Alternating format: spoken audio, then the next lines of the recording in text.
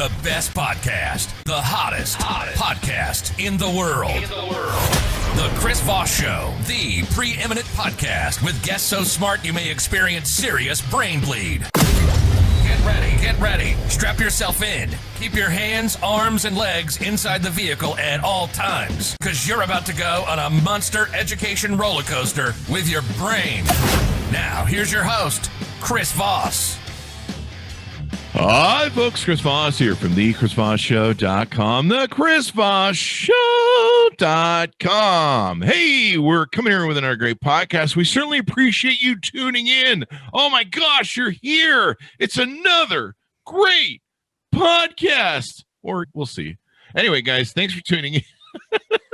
Thanks for tuning in. I hope you guys are having a wonderful day. I've got my vaccines, and I've been feeling this new level of freedom and just everything. Just been so excited. It's finally warm weather, so I've been getting out in the sun. If you don't see the Chris Voss Show post, go to, of course, Instagram, Facebook, Twitter, LinkedIn as well. And of course, you can subscribe to the podcast or see the podcast going on all these different channels. So check that out as well. All the groups on Facebook.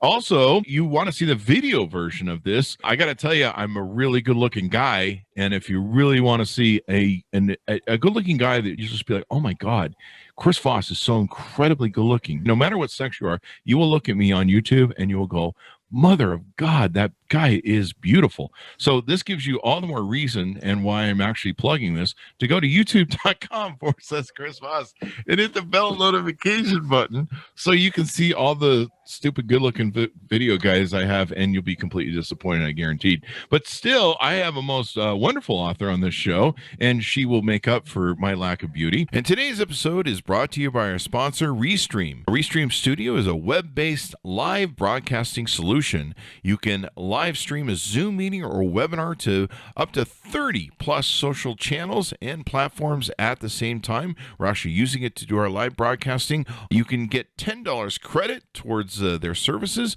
using our affiliate link at restream.io/join/Chris Voss. Monica Ortega. She's the great author of this new book. Sometimes I just crack myself up with my improvs. She's an author of a new book, The Power of Pivoting: How to Embrace Change and Create That Life. That's not what it says. It says create a life you love. How to Embrace Change and Create a Life You Love, The Power of Pivoting by Monica Ortega. She is a professional on-camera host, author, speaker, and actress. She is the creator and the host of the online travel show Monica Goes, co-host of the podcast Stumbling Forward, and author of the brand new book, The Power of Pivoting: How to Embrace Change and Create a Life You Love. Her goal is to inspire others to face their fears, break out of their comfort zones, and learn to lean into the pivot. Welcome to the show, Monica. How art thou? You're so good. Thank you so much. That's like the best intro. You're so revved up. I try. It's the Death Wish coffee, right? I love it. It's the Death Wish coffee that's doing that. I can't really do the whole model swipe with my right hand, with my left hand. But welcome to the show. Give us your plug so people can find you on the interwebs. Thank you so much. Yeah. So my travel show is on YouTube. It's called Monica Goes. It's at Monica Goes Show. And that's also me across social media. It's at Monica Goes Show. And then the new book, like you said, The Power of Pivoting, it's available on Amazon and also my website, monicagos.com, all the goodness. So yeah.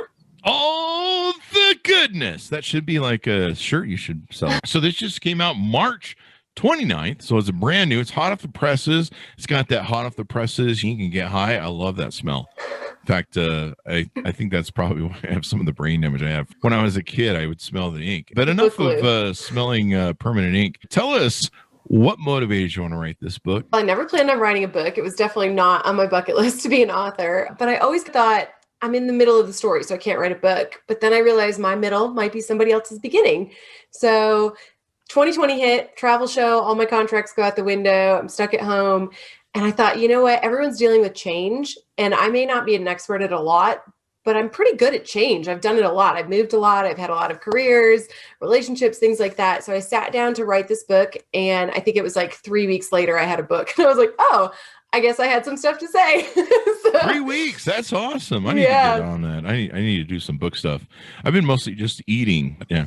I'm having to work it all off now. So you've written this book, and I guess for the most part, you're teaching people how to pivot. Is it coronavirus specific, how to get out of it, or just pivot in life in general? Just life in general. So I feel like pivot became the word of 2020, but it's really changes. And we always go through these in our life, but 2020 brought it to the surface. Everyone suddenly found themselves in these unexpected changes. So it goes through my personal story of my own divorce and career changes, but I use it as a guide to help other people navigate changes in relationships, changes in career. There's a lot of mental health. And yes, there is a chapter on global crisis and how to get through that as well. But there's exercises at the end of each chapter. And it's really a book for everybody. I always say that it's about me, but it's for everyone. Did you get divorced during the pandemic?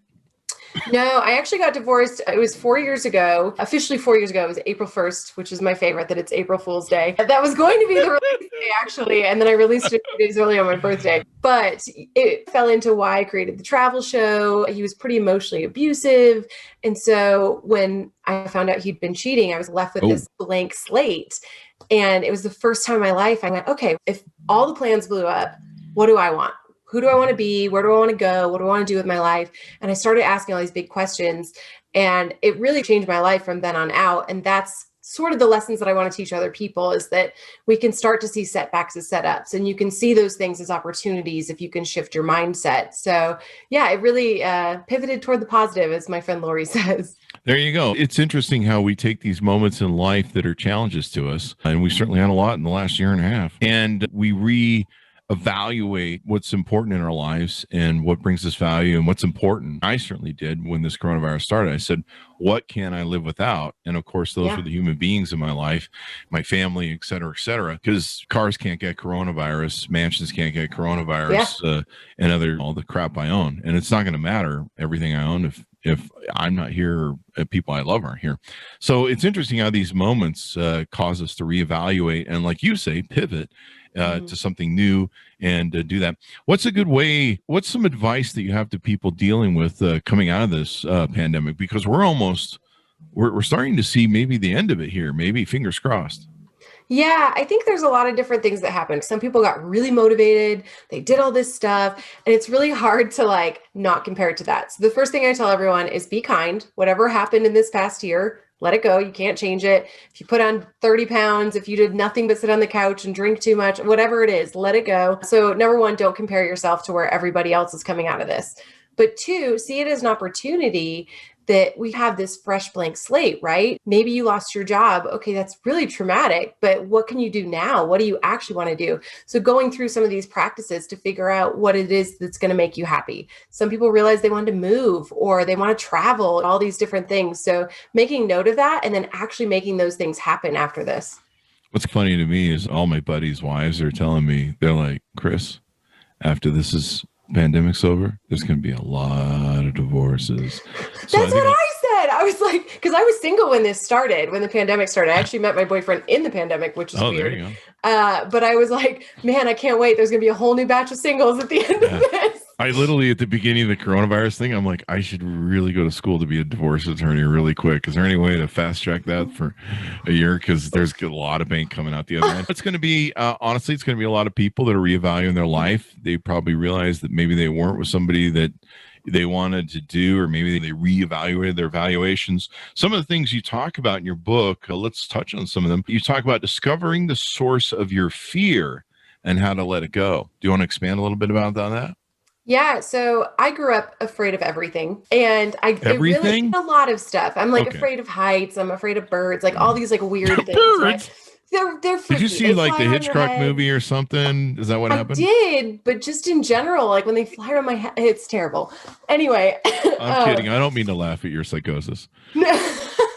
Fine, I do. I started working at a ranch, and I got forced into doing stunt shows, and I was afraid of all this stuff. And then I started my travel show, and I realized I'm afraid of everything. And I thought, okay, there's got to be something to this. So I started looking at some of the anxiety that we have now and the fear that we create as kids. My personal belief is that, so our grandparents' generation, they grew up in the Depression. Everything was very conservative. Then they taught their kids, okay, you can have whatever you want, shoot for the moon. And then our parents taught us shoot for the moon, but be afraid of everything. So it's like we have these big dreams, but we're scared to go after them.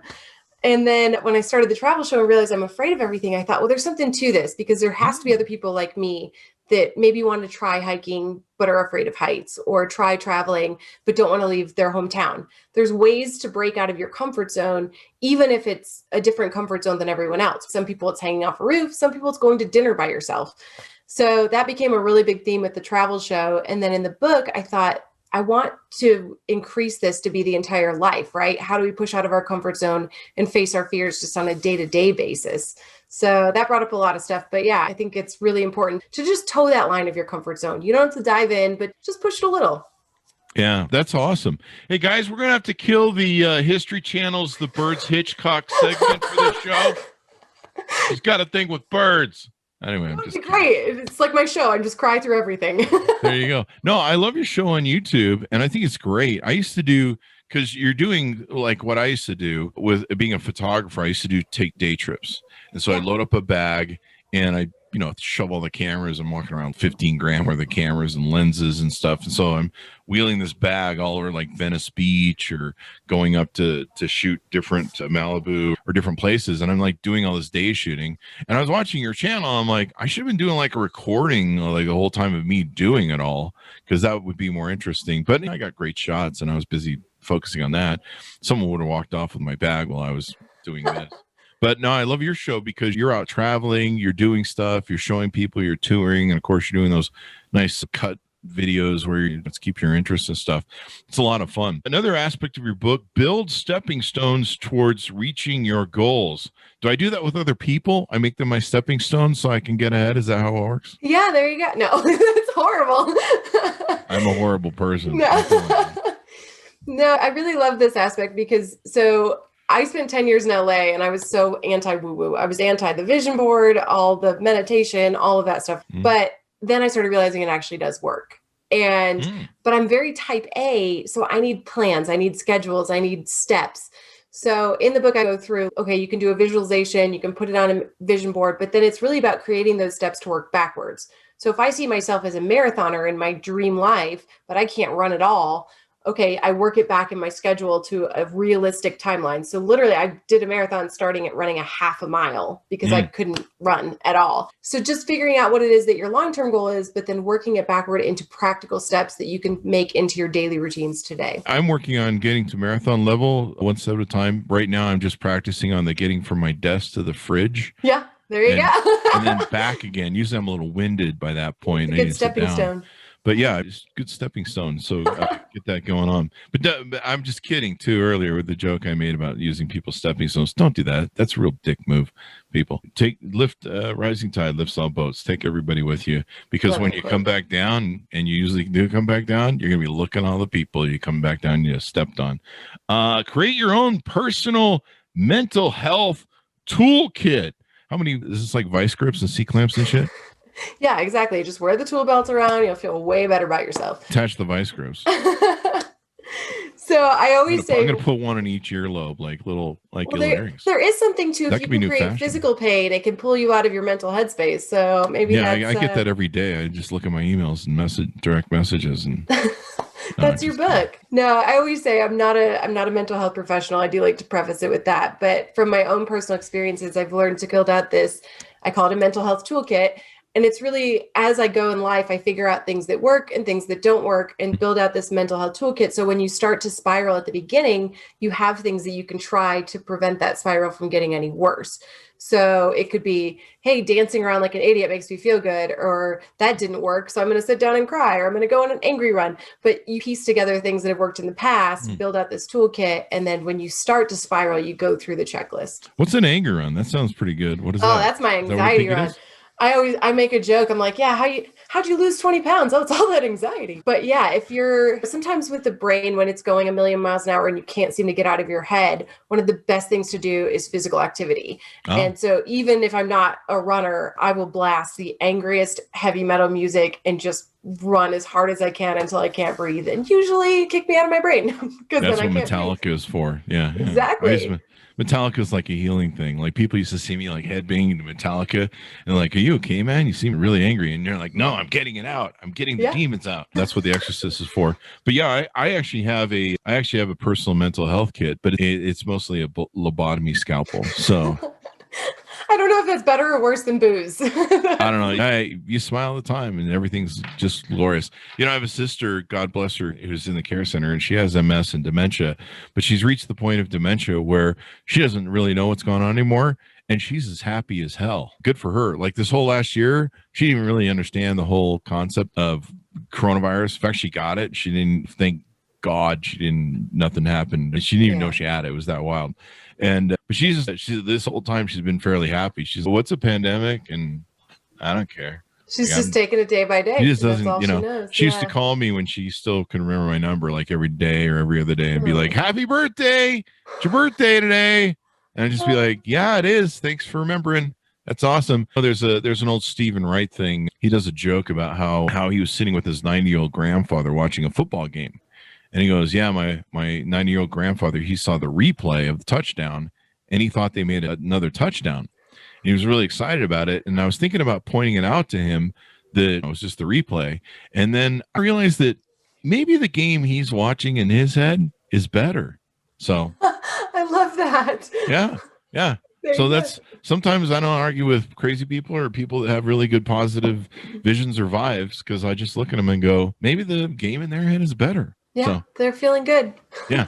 So there you go. Mine is mostly just fumbles and concussions. Shift your mindset to see setbacks as set-ups. Tell us what that means. Yeah, that's what I touched on before about when change happens to us. Sometimes we get so caught up in things happening to us and we can't step back and see them happening for us. So it's really taking those setbacks or those changes or those pivots or all of 2020, the shitstorm that it was, and going, okay, what can I do to be my best self coming out of this? And so once you can shift that mindset, then you can make a plan to things that you actually want in life, which is an amazing feeling when you're going after the things you want.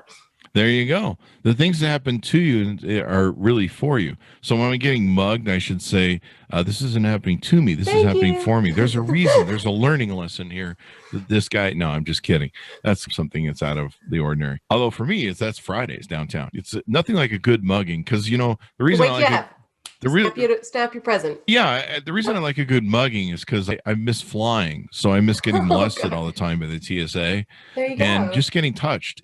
I can't get hugs or anything during the coronavirus, and I can't go down and just ask to go through TSA screenings, and you get the whole grab and feel experience. Yeah.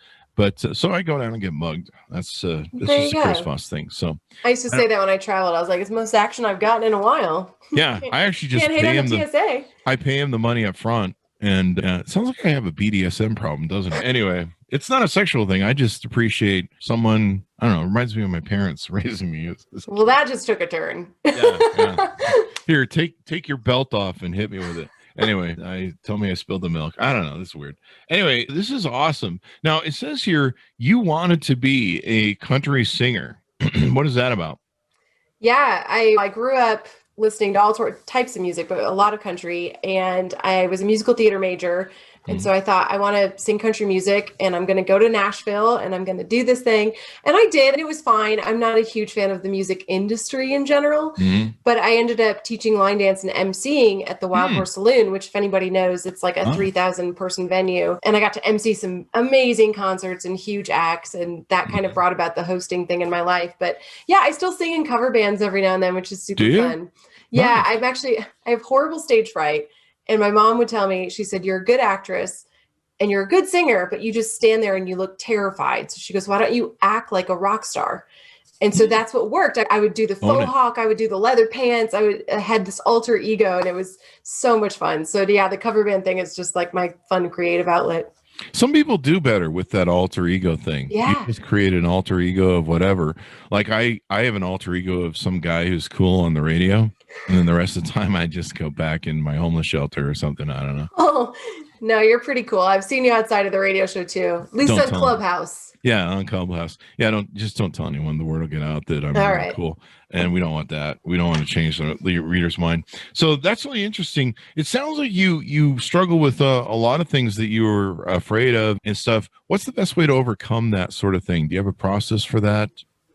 Yeah, again, I think it's about towing that line of facing your fears, right? Because if you do something and you don't like it, I always also say try everything twice.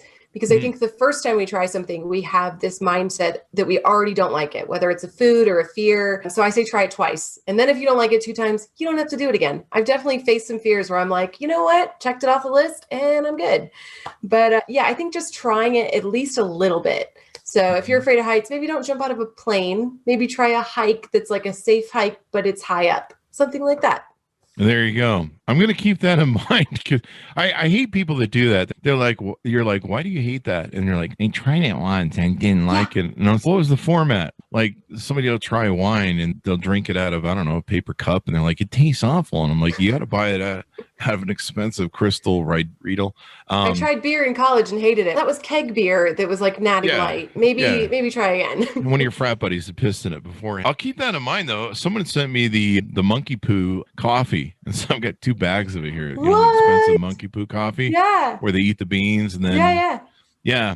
And there's a lot of things that I've been open and tried in life. And I'm pretty much not afraid of anything, but I haven't quite overcome I just haven't gotten Will you please make a video when you try it? Oh, you know what? Thanks for telling me because I should do that. I should make a video. I made a video one time of me trying Vegemite that my Australian friends sent me.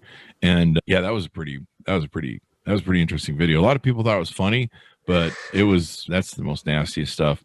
I give a side eye to Australians after that. But I was always like, I don't trust Australians anymore. Anybody who eats this stuff, I'm not. But yeah, you're right. I should make a video drinking that stuff and making it. Evidently it's really good and they wash the beans, so it probably just tastes like coffee. It's just the idea of it. Yeah. They say something about the acid in their stomach changes the makeup of the bean or somehow I don't know. Weird. I don't know. I'm just really anytime I see people that eat the internals of an animal like intestines and stuff, I'm always like, do you know what passed through there? I don't care how much you cook it or microwave it. There's that haggis. Yeah. Okay. So literally in the book, I say try everything twice except haggis. Because do you really? That's exactly what I say. Because I tried haggis. That's hilarious. Although I probably would try it again. I'd give it another go. But it was You were the first time. There's just certain things that I won't do.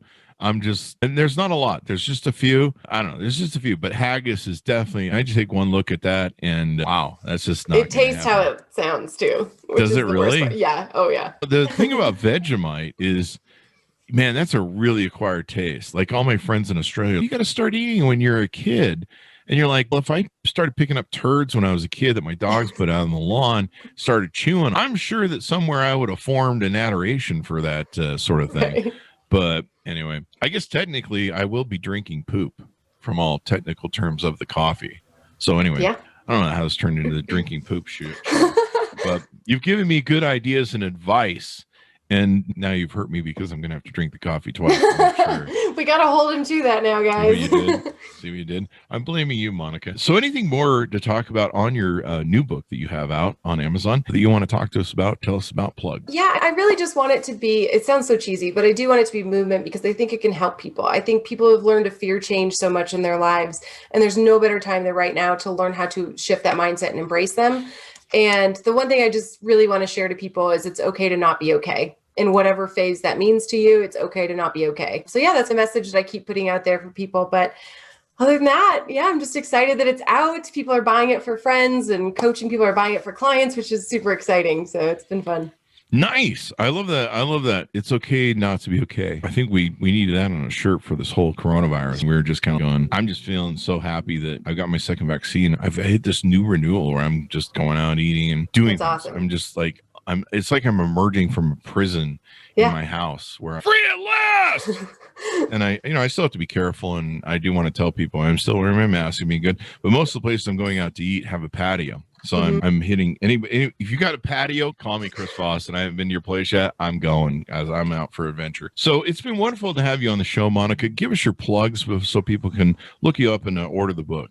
Yeah, absolutely. So you can find everything pretty much on monicagoes.com. And then, like I said, the travel show is on Monica Goes Show on YouTube, as well as social media, Monica Goes Show. But the book is on Amazon right now. It's The Power of Pivoting, How to Embrace Change and Create a Life You Love. You can also find on Instagram and Facebook, we have a Power of Pivoting page as well. There you go. Sign up, guys. Get it, order it, get the book. It's a good time. This is the perfect time to pivot because it looks like this pandemic might be coming to an end.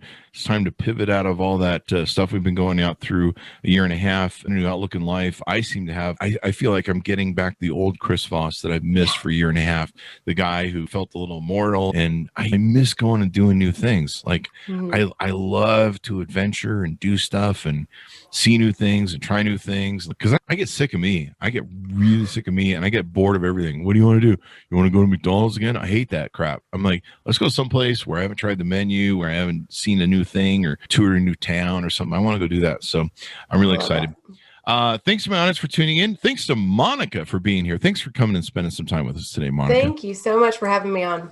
There you go. Guys, pick it up. The Power of Pivoting, How to Embrace Change and Create a Life You Love. It's now out in print at March 29th, 2021. So it's just been out for a few days. You definitely want to grab this book, share with your friends, neighbors, friends, families, all that sort of good stuff. Thanks so much for tuning in. Go see the YouTube version of this. There's some incredibly looking good guy, and Monica as well. She actually makes me look much better on the video. You'll probably spend most of your time looking at her because, yeah, you just block out the whole side of my thing. But you can go to YouTube and get a free subscription to the YouTube channel, youtube.com/Chris Voss. Can I hard sell that anymore? Go to all of our different groups, goodreads.com/Chris Voss, Facebook, LinkedIn, Instagram, and all that good stuff. And we'll see you guys next time.